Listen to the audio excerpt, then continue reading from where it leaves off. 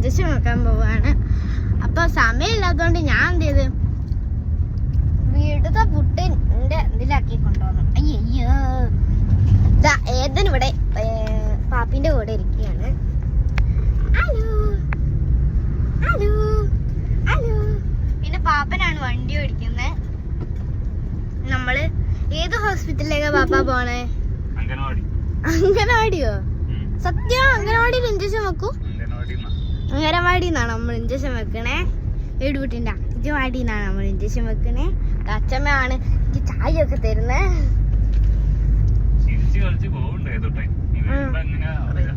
അറിയില്ല വരുമ്പോ ചെലപ്പോ കരഞ്ഞാലോന്നറിയാം. ഇഞ്ചക്ഷൻ വെക്കാനല്ലേ പോണേ.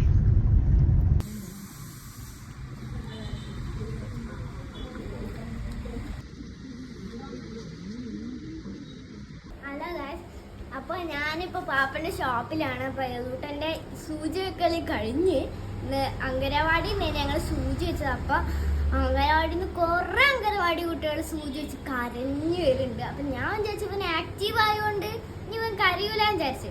പക്ഷെ 3 ഇഞ്ചക്ഷൻ ഉണ്ടായിരുന്നു ഇവനെ. എന്നിട്ട് അത് കുത്തിയിട്ട് എനിക്കാണ് സഹിക്കാൻ കഴിയില്ല. അവൻ കരഞ്ഞിരിക്കുകയാണ്.